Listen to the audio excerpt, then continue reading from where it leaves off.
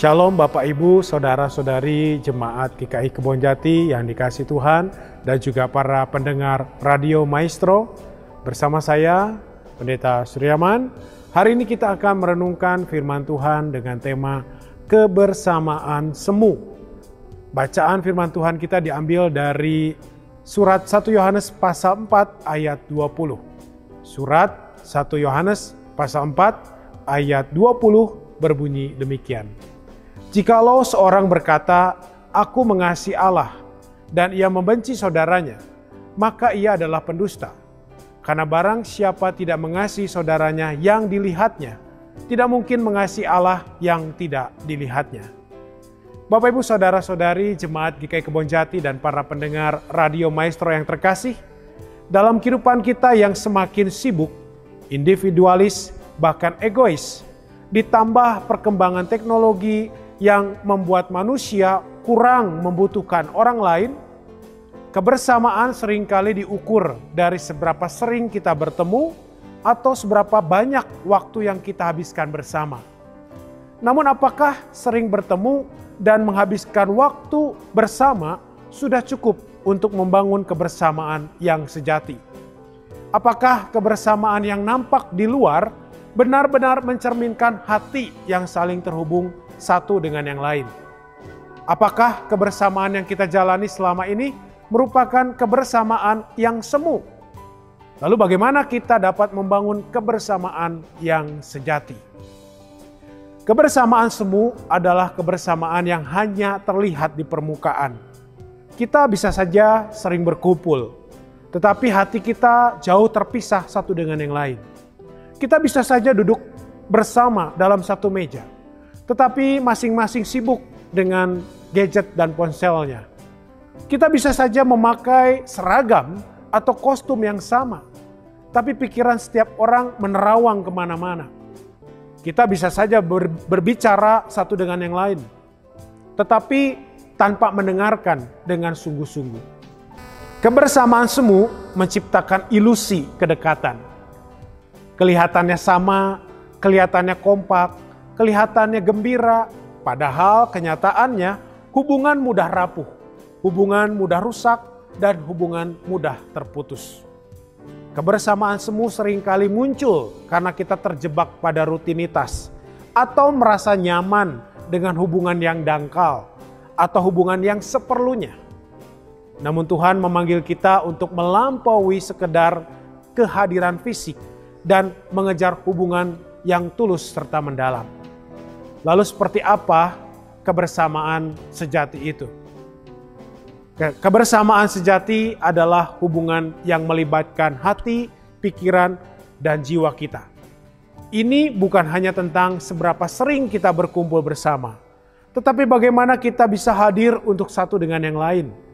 Kebersamaan sejati terjadi ketika kita saling mendukung dalam doa, berbagi beban dan pergumulan, serta merayakan sukacita bersama.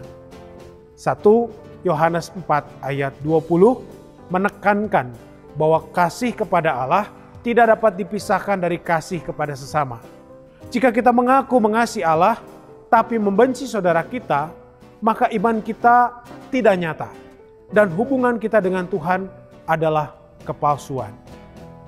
Kebersamaan semu dapat ibaratkan sebagai hubungan yang terlihat akrab di luar, tetapi tidak didasari kasih yang sejati.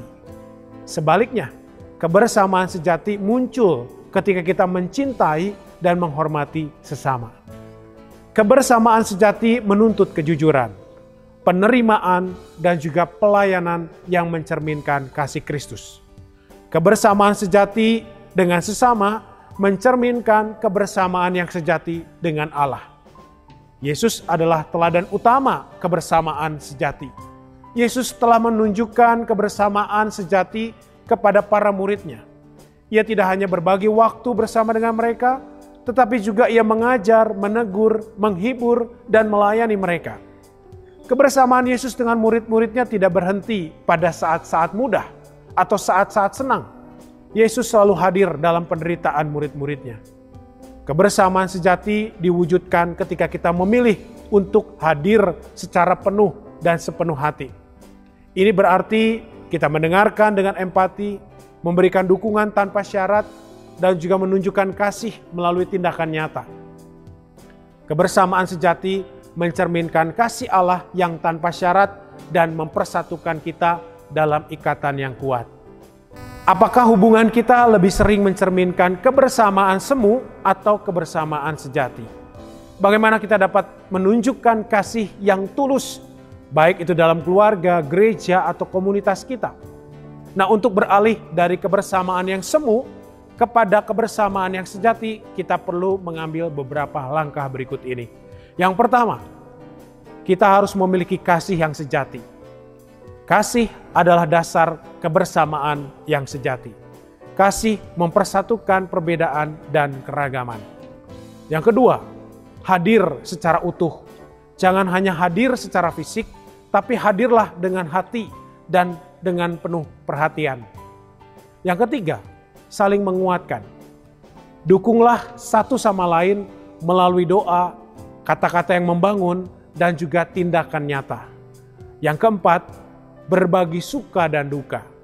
Hadirlah tidak hanya saat orang bersuka cita, tetapi hadir juga saat mereka berduka cita. Dan yang kelima, saling menerima dan mengampuni. Kebersamaan sejati tidak lepas dari yang namanya konflik, namun penerimaan dan pengampunan memperkuat ikatan kasih kita. Mari kita mewujudkan kebersamaan yang sejati, yang mencerminkan kasih Kristus dalam keluarga, gereja, ataupun komunitas kita. Tuhan memberkati kita semua.